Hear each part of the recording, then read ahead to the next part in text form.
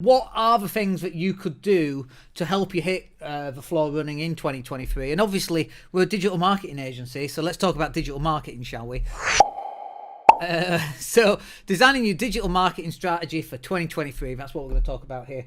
And number one, straight off the bat, and it's kind of like back to front for many people. Most people go to, okay, what content do we want to create? And this is not about creating content just for the sake of creating content.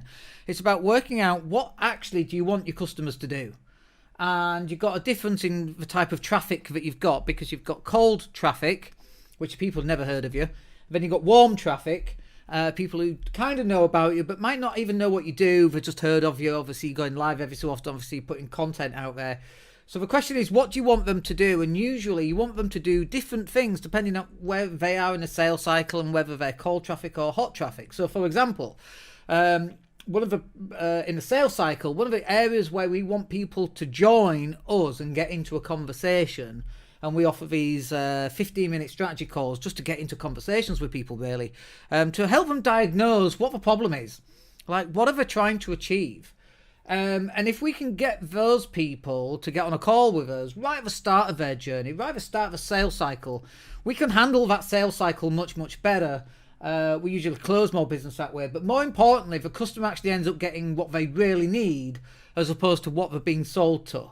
And I think this probably separates us from most businesses, because we're not, if a client comes to us and actually we can't help them, or we don't want to help them sometimes, or what they're asking for is either unrealistic or it's just not achievable in the timescales or the price point that we want to do it, we'll actually tell them. We won't just go, yeah, we can do that. It doesn't happen very often, but it can happen. And so we want to get people at the start of their sales cycle so that we can understand exactly what it is that they're wanting to achieve. And you should be wanting to do that as well. Like, whatever it is that you happen to sell, what do you want your customer to do next? Like, what's the first thing that you want them to do? And as I say, this can depend on whether they're warm traffic or cold traffic. So if they're cold traffic, they've never heard of you, you ain't selling a £15,000 consultancy product. Probably not straight off the bat. They've got to get introduced to you, they've got to know you, they've got to like you, they've got to build trust with you. You've got to demonstrate credibility, demonstrate expertise over a long period of time or over a period of time. And this is for cold traffic. So you want to give them something that they can build that trust over a period of time. That's what we call the landing page, and that's why we talk about designing the landing page. But then conversely, you might have somebody who actually already knows who you are, they're warm traffic, and they just want to buy right now. And there's no point in warming them up any further, because they're like, no, Dan, you don't understand. I want to sign up now. Let's get going. And it's like, oh yeah, but just download this free guide. No, I don't want a free guide. I want to sign up. I want to give you some money and start doing what we need to get going. And so your landing page has to cover both of those. Your landing page should cover those people who have cold traffic and they need a bit of extra help to build trust, credibility over a period of time with you.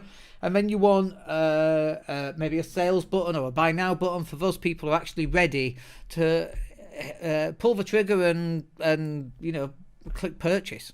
And so your landing page has to be designed for both of those options to be feasible on the same landing page.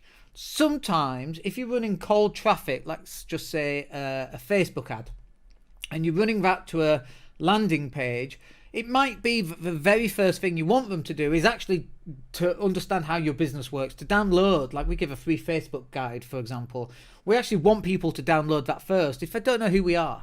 And in downloading that and going through it, when we then get them on a phone call, one, they're much more likely to buy from us, but two, more importantly than that, they're much more educated about what Facebook ads is actually all about, not what they've heard from their friends or what they see other people doing and that kind of thing.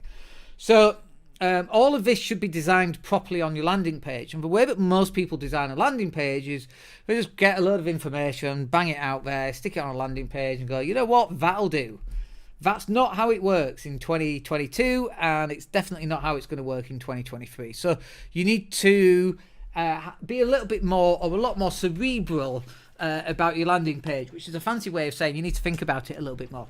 And maybe jump on a call with us and just work through that.